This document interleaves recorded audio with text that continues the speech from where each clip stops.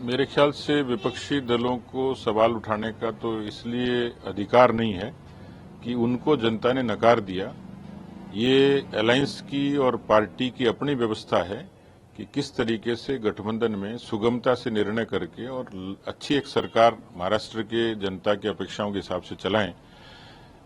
दिखता सबको नेचुरल सा ही था, लेकिन ये महायुति की उदारता है कि दोनों ही अवसरों पर एक समय मुख्यमंत्री रहे हुए देवेंद्र फडणवीस जी ने महाराष्ट्र के और महायुति के और पार्टी के हित में उप मुख्यमंत्री पद स्वीकार किया। और स्वाभाविक तौर पर वो एक नैसर्गिक नेता हैं जिन्होंने पार्षद से, मेयर से अपने जीवन की शुरुआत की और महाराष्ट्र में पार्टी को भी अध्यक्ष के नाते ऊंचाइयां दी और मुख्यमंत्री के नाते भी। और इसलिए एक सामयिक और अच्छा निर्णय महाराष्ट्र के और देश के हित में है कि देवेंद्र फडणवीस जी अपने पुरुषार्थ और परिश्रम से एक बार फिर से महाराष्ट्र के मुख्यमंत्री बनेंगे। और मैं मंगल कामना करता हूं, क्योंकि राजस्थान का हित भी महाराष्ट्र से जुड़ा है। बड़े संख्या में प्रवासी बंधुओं ने, राजस्थानी प्रवासियों ने भारतीय जनता पार्टी और महायुति को समर्थन दिया, सहयोग दिया।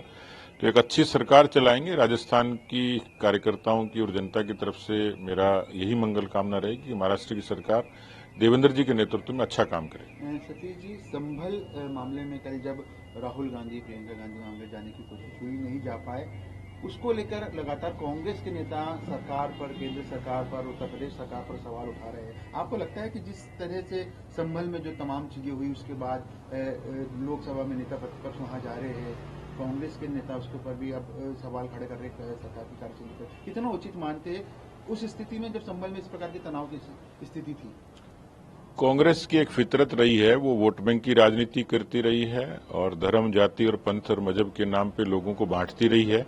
यही उनकी राजनीति थी और यही उनका वोट बैंक था। अब लोग समझ गए कांग्रेस की, राहुल गांधी की और तमाम विपक्षी जो पार्टी की, भारतीय जनता पार्टी के विपरीत जो दल हैं, उनकी एक राजनीतिक फितरत है कि सांप निकल जाए तब लाठी पीटते हैं, समस्या की जड़ तक नहीं जाते हैं और मौके पर कहीं खड़े नहीं होते हैं। और इसलिए बाद में सियासत करने के लिए कुछ भी करेंगे। और स्वाभाविक तौर पर इस पूरे देश में मुझे लगता है कि पिछले 11 वर्षों में जो बदलाव आया, जिसने बिना किसी जाति, पंथ और मजहब के देश को बदलने की कोशिश की, लोगों को सहूलियतें दी और देश सही दिशा में चला, ऐसे में इन लोगों के पेट में दर्द है कि मोदी अच्छा शासन क्यों कर रहे हैं, देश में शांति सुरक्षा क्यों है, देश समृद्धि के रास्ते पर क्यों है। और इसलिए संभल में एक तरीके की राजनीतिक नोटंकी के लिए जा रहे थे और वो रोकना वाजिब सा ही था कि जब सारी कुछ चीजें हो गई, शांति स्थापित हो गई, वहां जो घटनाक्रम हुआ वो देश और दुनिया के सामने है कि कहां से उसकी शुरुआत हुई थी, किस तरीके से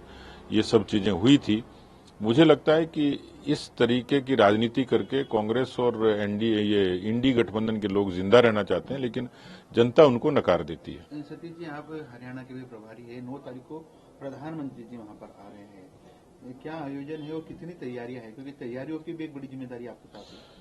देखिए, मैं पिछले 10-11 वर्षों से प्रधानमंत्री जी के कामों को जब देखता हूं तो उसमें उनकी जो कामों की प्राथमिकता है वो खासतौर पर हमारी आबादी का जो 50% हिस्सा है, जो हमारी ताकत है परिवार की, समाज की, देश की, तो महिला परक नीतियां, और उसमें से अनेकों उन्होंने ऐसे इनोवेशन किए, नवाचार किए। उसमें एक शुरुआत उन्होंने की थी जब देश में लिंग भेद था, लिंगानुपात में जो अंतर था, उसको दूर करने के लिए बेटी बचाओ बेटी पढ़ाओ, इसका आगाज 2015 में पानीपत से हुआ था। और एक बार फिर से उस पानीपत की, हरियाणा की पवित्र धरती पर बीमा सखी योजना का प्रधानमंत्री जी शुभारंभ करेंगे कि बीमा के जरिए महिलाएं अपने जीवन को कैसे उन्नत करें, किस तरीके से आर्थिक रूप से अपने आप में ताकत हासिल करें। उस लिहाज से एक बड़ा आयोजन होगा और लगभग 50,000 से भी अधिक संख्या में महिलाएं, हमारी मातृशक्ति वहां एकत्रित होगी, प्रधानमंत्री जी का अभिनंदन करेंगे और बीमा सखी योजना का शुभारंभ होगा। सतीश जी, अजमेर, क्योंकि आप राजस्थान से आते हैं, अजमेर दरगाह को लेकर पिछले दिनों अजमेर की सेशन कोर्ट में एक याचिका दायर हुई कि शिव मंदिर दरगाह के नीचे है, उसको एक्सेप्ट भी कर लिया कोर्ट ने और 20 तारीख को सुनवाई हुई। उसको लेकर तमाम कांग्रेस लीडर्स और अलग अलग लीडर्स की प्रतिक्रिया आ रही है। बीजेपी को इस पर भी टारगेट किया जा रहा था कि याचिका जो लगाई है उसको बीजेपी से सीधे तौर पर सुनवाई। देखिए, देश में न्यायपालिका स्वतंत्र है, किस मुद्दे पर वो किस तरीके से उसको स्वीकार करती है, तो उस पर मुझे बहुत ज्यादा कहने की आवश्यकता नहीं है। लेकिन जो व्यवहारिक रूप से जो चीजें होती हैं वो समाज के देश के समक्ष आती हैं। इसलिए मुझे नहीं लगता कि इस पर किसी को अभी सियासत करने की आवश्यकता है। इन चीजों से बचना चाहिए।